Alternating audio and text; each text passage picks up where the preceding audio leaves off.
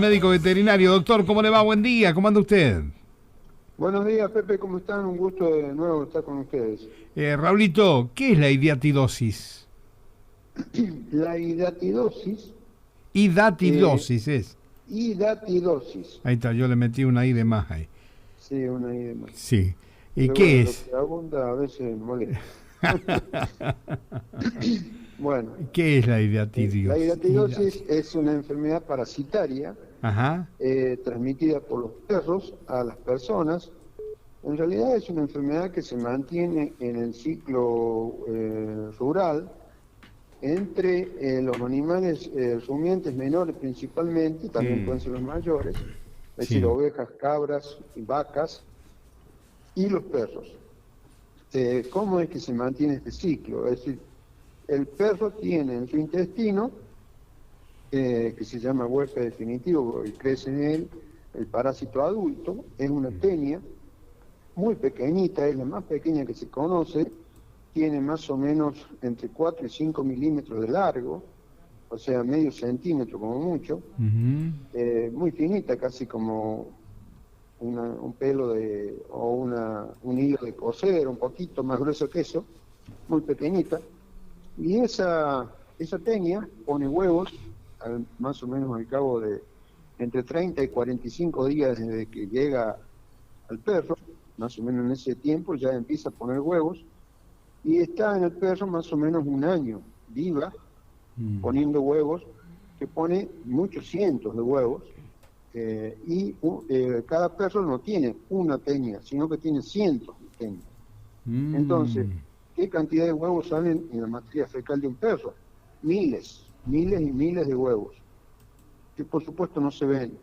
Esos huevos duran en el ambiente más o menos entre 3 y 4 años vivos. O sea que un perro que defecó con esa tenia en alguna parte de la provincia, hace 2 o 3 años, los huevos todavía están vivos y Mm. siguen, digamos, defecando y sigue el ciclo. Entonces, prácticamente hay una diseminación enorme de la cantidad de huevos. Esos huevos, de alguna manera, llegan a la boca de nuevo de una oveja o una cabra y en ellos, o del hombre también, ¿no es cierto? En este caso, que nos interesa el hombre genéricamente estamos hablando, por supuesto. Claro.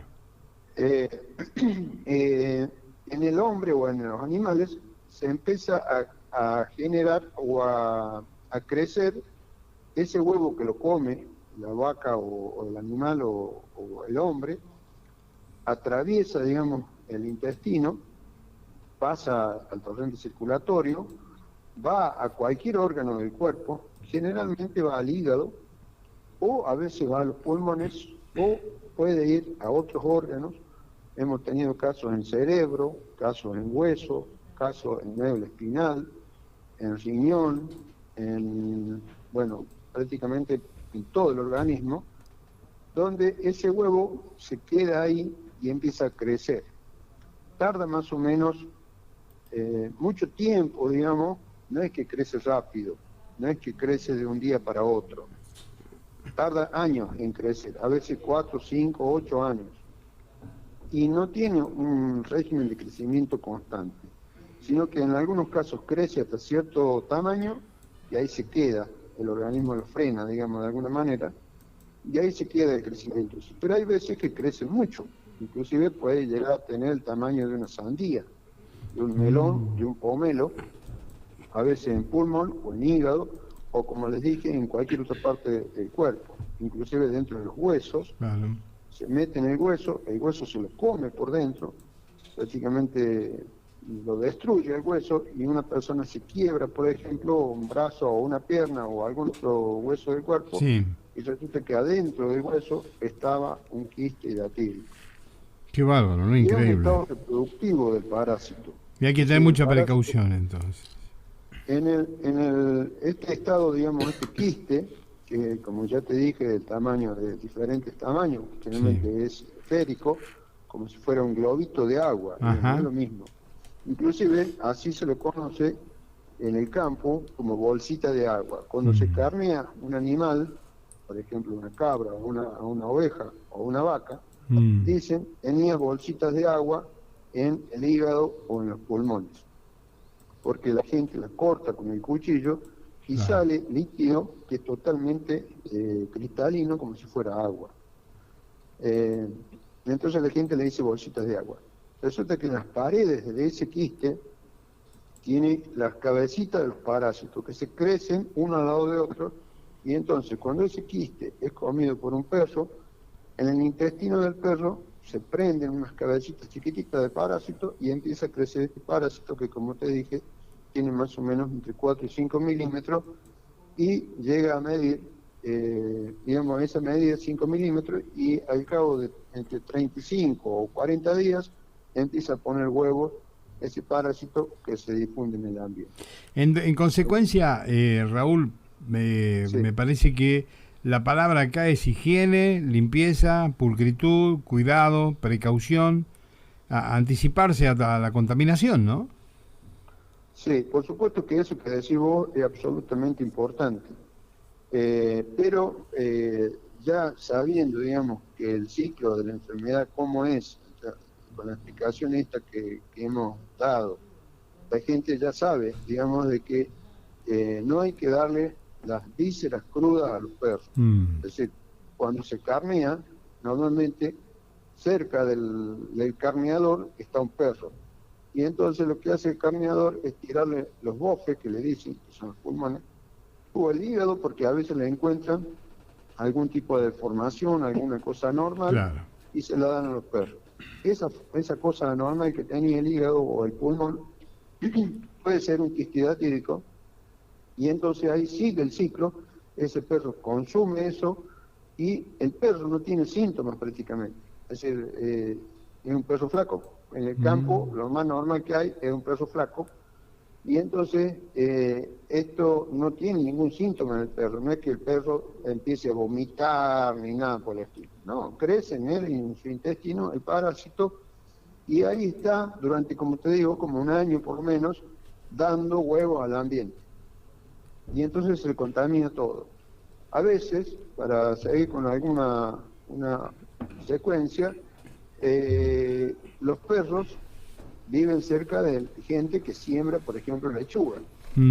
Esos perros defecan cerca de la lechuga, con los vientos que tenemos, vuelan los huevos, se los lleva el viento, caen en la lechuga, y la lechuga va al mercado central, y de ahí va a la verdulería, y de ahí va a una mesa, donde la gente se la come, y ahí se come el huevo, sin querer, sin verlo, por supuesto que no se ve, y entonces la gente se enferma con esta enfermedad que la transmitió a través de la lechuga de un perro contaminado y del circuito donde una persona faenó en el campo una cabra, una oveja, y le dio al perro esa víscera con ese quiste. Así que hay que lavar. ¿Cómo hay que lavar la lechuga? Hay que lavarla, ponerla, y todas las verduras que se consumen crudas, Sí. ponerla en un bol con agua y bastante vinagre, que puede ser vinagre blanco, que es el más barato, Sí. o cualquier vinagre que se le ocurre poner. Sí. Entonces un buen chorro de vinagre, dejarla en ese bol 15, 20 minutos, y así digamos, de alguna manera desinfectamos esa lechuga. Y la otra cosa muy importante, aparte de no darle las achuras crudas al perro, es desparasitarlo al perro al menos, entre 2 y 3 veces por año.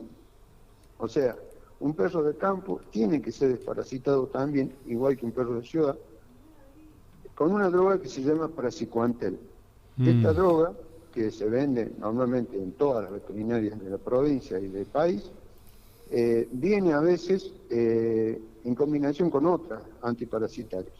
Entonces hay que ir a la veterinaria, pedir que le vendan este antiparasitario, Praziquantel se llama, y entonces con eso uno lo mata al parásito que tiene el perro en el intestino y no difunde y se corta el ciclo.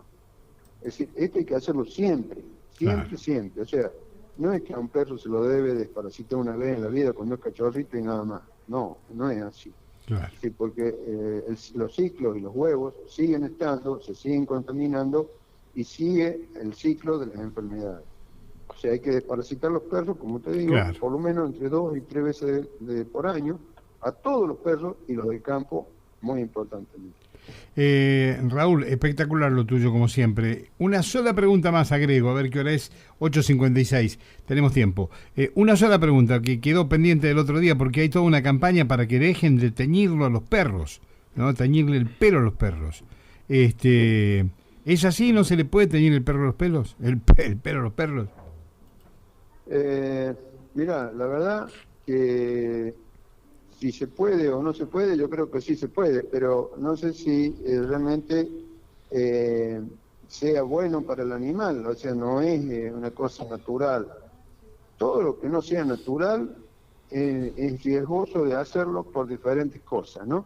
Así que solamente yo creo que no sería aconsejable teñir el pelo de los perros.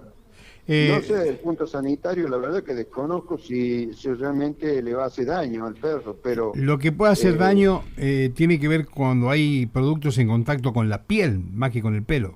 Claro, lo que pasa es que los productos esos que se usan, por lo menos lo que he escuchado en las mujeres de la vida de uno, es que son productos muy fuertes, generalmente, son muy ácidos o muy, digamos, corroen y son, digamos, producen ese tipo de, inclusive, procesos alérgicos graves. Claro.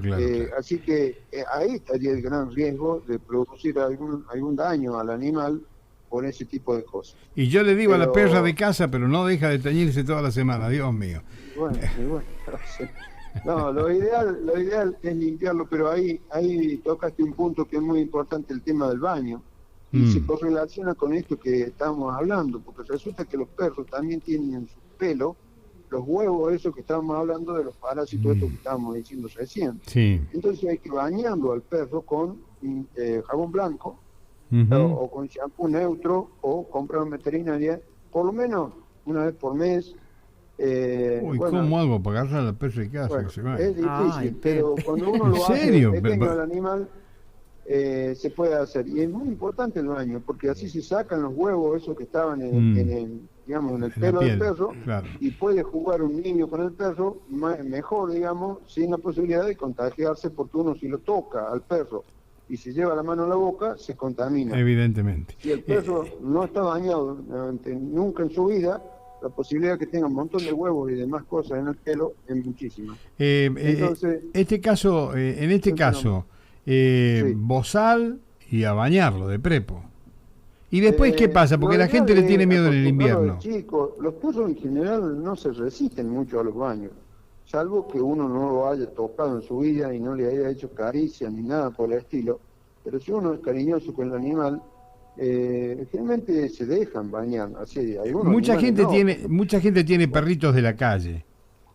Sí. ¿Viste? Y son generalmente un poquito más ariscos por temor, porque le han pegado, porque vienen con una historia bastante fea. Sí.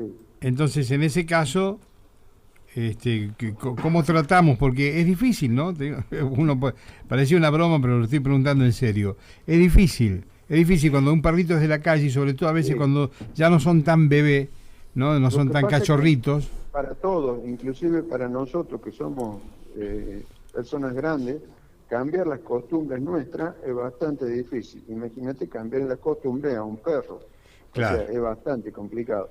Hay que hacerlo generalmente en forma gradual, muy despacio, y tratando de que el animal no se asuste de entrada, por ejemplo, porque realmente eso va a hacer que nunca más uno pueda llevarlo al animal para tratar de bañarlo. De entrada hay que como jugar con el animal, a lo mejor en el verano agarrar una manguera, mojarse uno y mojarlo al animal despacito, tranquilamente, y no agredirlo. La cosa es no agredirlo, porque si uno lo agrede, generalmente las cosas terminan mal, igual que con uno mismo. Exactamente. Si te agreden, la verdad que no te gusta. Y al animal lo mismo. Así Raúl, que las cosas van por ahí. Podríamos conversar toda la mañana contigo. Muchas gracias por este encuentro. Bueno, no hay por qué. Buenos días, mucho gusto y muchas gracias por esta posibilidad de comunicar a la comunidad la información que esperamos que les sea útil. Es de mucha utilidad. Gracias, doctor. Hasta la próxima semana. Buenos días. El doctor Raúl López, médico veterinario. No